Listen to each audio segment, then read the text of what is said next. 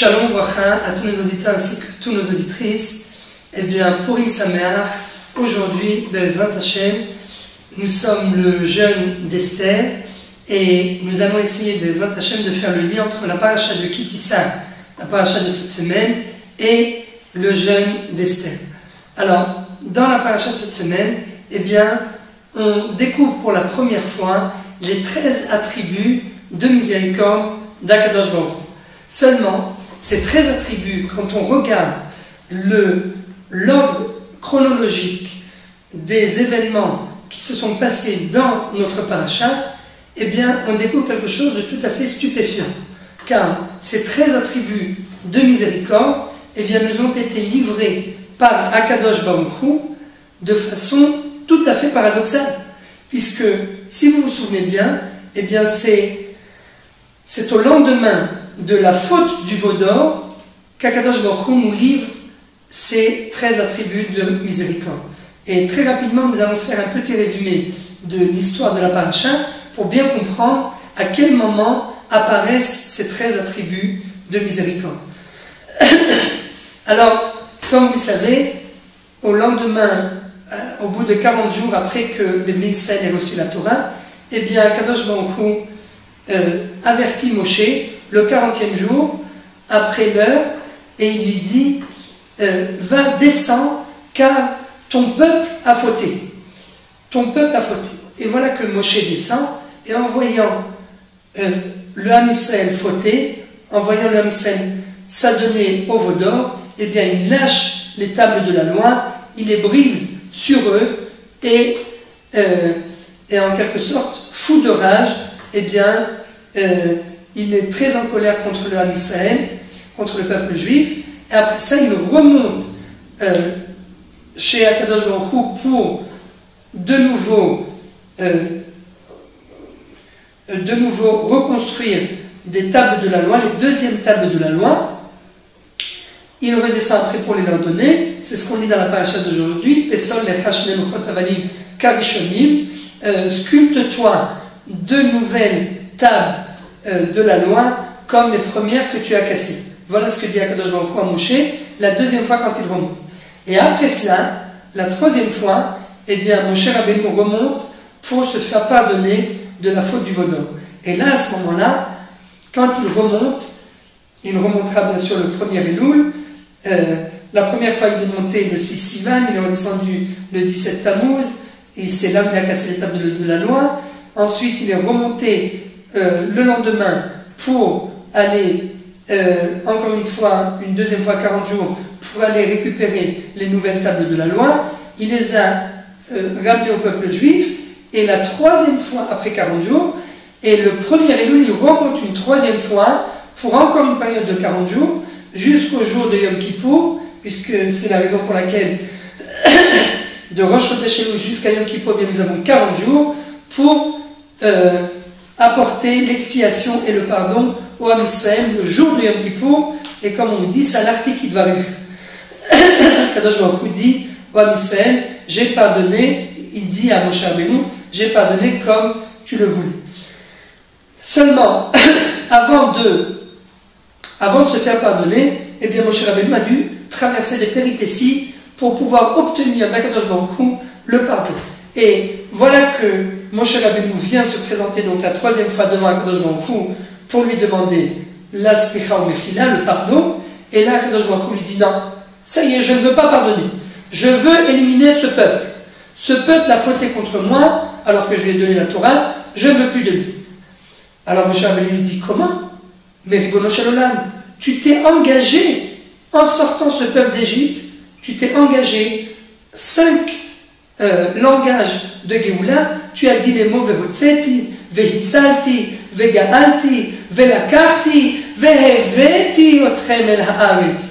Je vous sauverai, plusieurs synonymes pour venir exprimer la volonté d'Akadosh Baruch Hu de sauver, de faire sortir le Ham Israël d'Égypte pour, naturellement, la finalité de ce processus, eh bien, c'est bien évidemment de les faire entrer en Eretz Israël. Et donc voilà que, au milieu, il y a apparemment un accident qui est l'événement du veau d'or, et d'un seul coup, Akadosh Baruch Hu décide de se rétracter et de ne plus accompagner le Ham Israël. Alors Moshe Rabbeinu dit à Kadosh Baruch Hu, mais je ne comprends pas. Mima nafshach, explique-moi. Si tu savais que le peuple juif allait fauter au moment du veau d'or, eh bien ça veut dire que tu t'es engagé à faire sortir ce peuple pour le mener en terre sainte, malgré le fait qu'ils allaient fauter au moment du veau d'or, puisque tu le savais. Et si tu ne savais pas, si tu ne savais pas que le peuple juif allait fauter au moment du veau d'or, eh bien, là je ne comprends plus rien. Explique-moi comment, mon Dieu, tu te dévoiles dans ce monde. Explique-moi, si tu ne sais pas que les hommes vont fauter, mais alors peut-être que comment tu diriges ce monde, comment tu te dévoiles dans ce monde. Je ne comprends plus rien. Et maintenant, je veux des explications. Je ne suis plus prêt à te suivre, car là, il y a en quelque sorte comme une cassure au niveau de la fidélité qu'il y a entre toi et moi. Il y a une cassure qui est venue s'installer entre cette fidélité entre nous deux. Et Akadosh Baruch Hu lui dit non, moi je veux vous laisser là, je vais vous envoyer, moi je me retire du jeu, je suis prêt à envoyer un ange qui va vous accompagner, mais moi je me retire du jeu. Alors Moshe Rabbeinu tout de suite réplique et dit, comment im en panecha holchim al ta'alem mizeh. Si c'est pas toi en personne, Ribono Shel Olam, qui nous accompagne en Eretz Israël, eh bien en quelque sorte tu n'as pas tenu ta promesse, tu nous auras fait sortir d'Égypte et tu te serais arrêté au milieu de ce processus sans nous avoir fait rentrer en Eretz Israël, eh bien moi je ne suis plus ta partie. Si c'est pas toi-même qui nous fait rentrer en Eretz Israël, eh bien laisse-nous mourir ici dans le désert, ça vaut mieux. Et à ce moment-là, Moshe Rabbeinu dit, il est tellement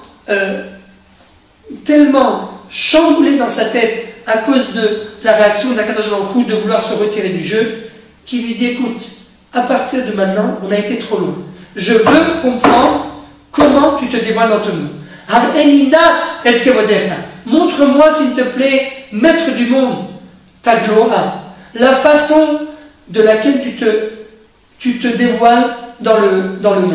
Car à partir de maintenant, je ne suis plus prêt à te suivre de façon innocente. Je veux des explications. Akadosh Baruch Hu répond à Moshe, non. C'est impossible que tu vois ma gloire. Car un homme ne peut pas voir la gloire d'Akadosh Baruch Hu et tout en restant en vie. Par contre, dit Akadosh Baruch Hu à Moshe, je vais te montrer la façon de laquelle je me dévoile un petit peu dans le monde. Mais avant de te montrer la façon de laquelle je me dévoile dans le monde, eh bien sache que je vais te cacher les yeux. Et là, il y a quelque chose de vraiment très impressionnant. Au moment où Akadosh Baruch Hu va dévoiler à Moshe Rabbeinu une lumière si grande, eh bien qu'est-ce qu'il fait paradoxalement? Il cache la face à Moshe Rabbeinu. Et il lui dit, Ine makom iti, venitzavta alatsu, viens, je te fais en quelque sorte de la place à Akadosh Baruch Hu qui est le maître du monde. Melo kol haaretz kevodo, il est partout. En quelque sorte, il est prêt à se restreindre. Il y a une très grande leçon à tirer de cet épisode qu'on doit apprendre directement d'Akadosh Baruch Hu. Nous aussi, si Akadosh Baruch Hu, qui est le maître du monde, est prêt à se restreindre, eh bien, à plus forte raison, nous, qui sommes des hommes faits de chair et de sang, c'est à notre tour de nous restreindre. De nous restreindre tant sur le plan familial, avec notre femme parfois, parce on sait toujours tout, on a toujours quelque chose à dire sur chaque chose, et même parfois il faut apprendre à écouter, parfois il faut apprendre à laisser la place aux autres. Et cette leçon, eh bien, on la tire d'Akadosh Baruch Hu. Je referme la parenthèse. Akadosh Baruch Hu qui dit à Moshe, Ine makom iti venitzavta alatsu. Viens, je t'ai fait de la place. Viens, tu veux comprendre comment je me dévoile dans le monde, eh bien viens, je t'ai fait de la place. Et tu vas rentrer dans le rocher.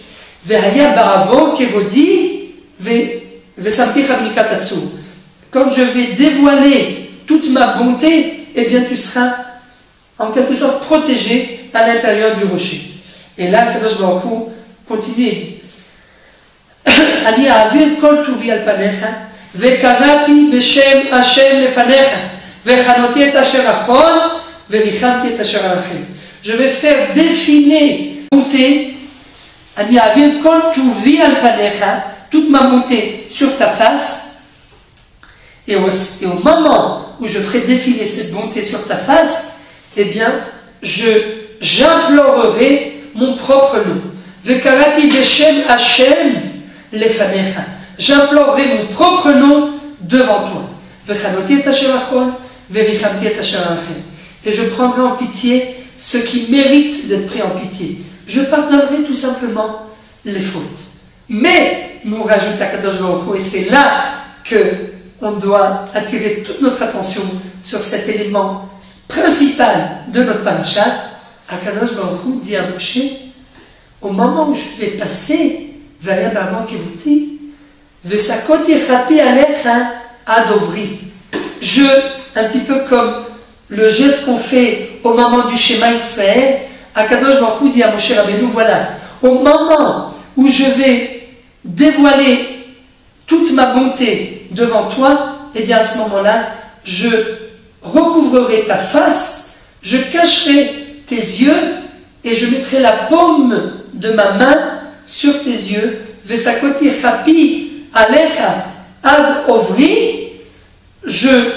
Au moment où je dévoilerai les 13 attributs de miséricorde, eh bien je te voilerai la face pour ne pas que tu me vois en quelque sorte au moment où je vais défiler devant toi. Et c'est exactement ce qu'on dit dans les 13 attributs de miséricorde. Fayavor Hashem al panav. Akadosh Baruch Hu est passé devant Moshe Rabbeinu. Al panav. Panav c'est devant sa face, non pas de la face de Moshe Rabbeinu. Vayikra. Et il a proclamé, et c'est Akadosh Baruch Hu qui proclame à ce moment-là, et qui dit sur lui-même, Hashem, Hashem. Je suis Hashem avant que l'homme ait fait la faute du veau d'or ou n'importe quelle autre faute, et je reste Hashem même après que l'homme ait fait une faute.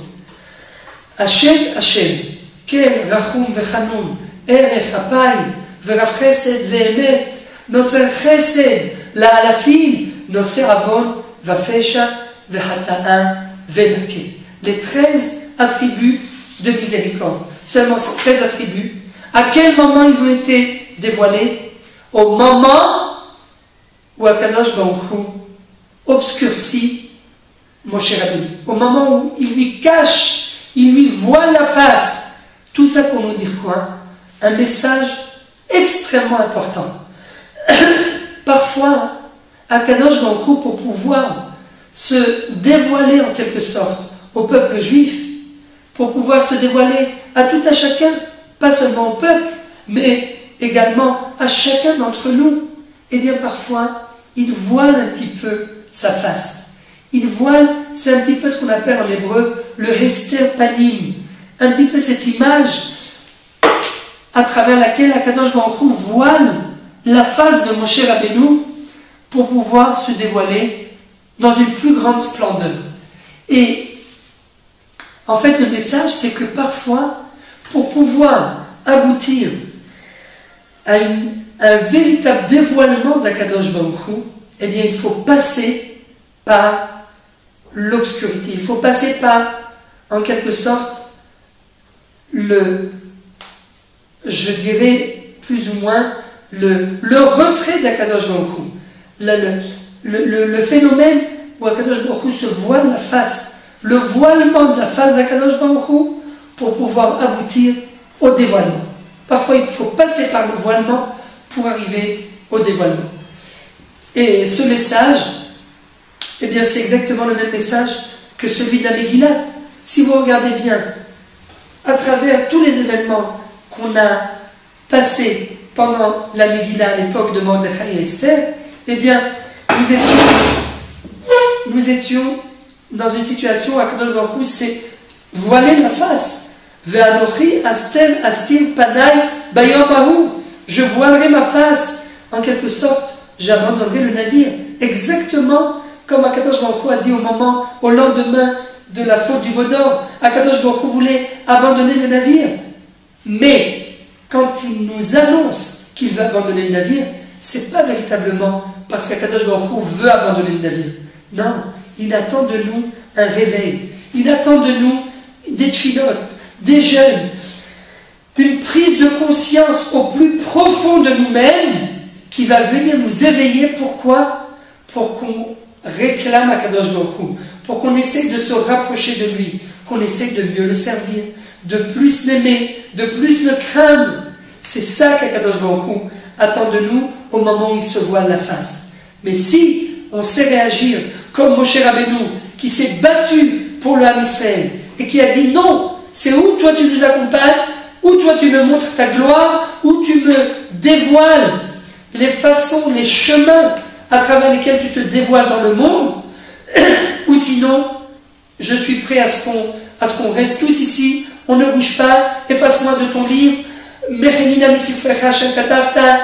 il est prêt à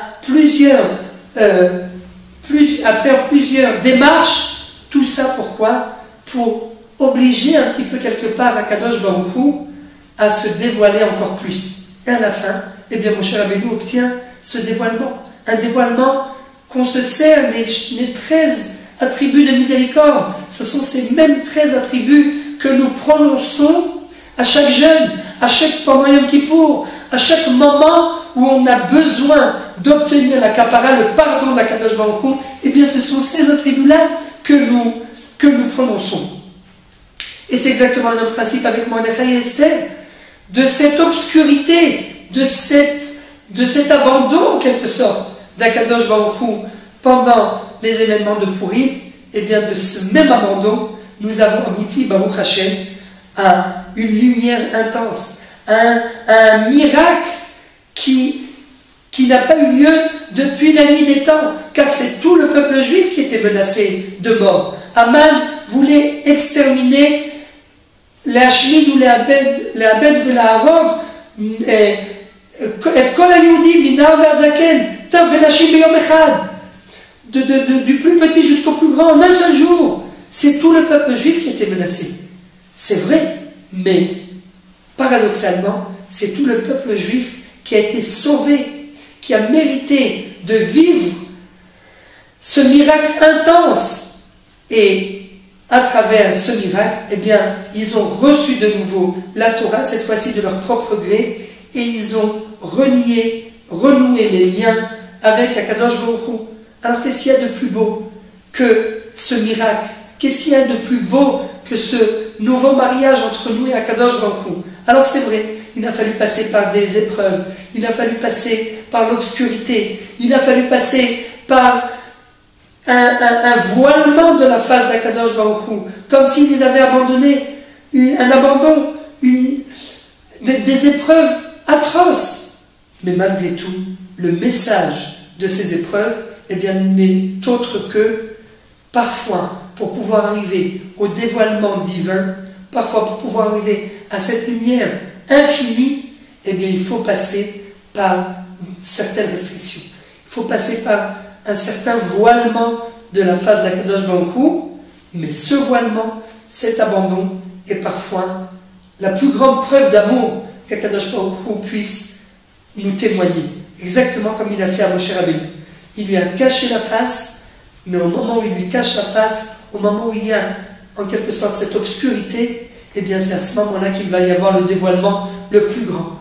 Alors, la fête de Purim, c'est vrai, on a passé, elle vient en quelque sorte nous faire prendre conscience que même si dans notre vie individuelle, à chacun d'entre nous, parfois on passe des épreuves, parfois on passe des choses atroces, eh bien il faut se rappeler que nous appartenons au peuple juif et que nous aussi, grâce à cette obscurité, eh bien c'est de cette obscurité que va jaillir la lumière Be'ezrat Hashem, que va jaillir le dévoilement d'Akadosh Baruch Hu dans le monde, toujours par miséricorde, comme il l'a fait avec Moshe Rabbeinu, comme il l'a fait avec Mordechai et Esther, comme il continue à le faire jusqu'à l'heure actuelle avec nous-mêmes, à titre individuel, avec chacun d'entre nous.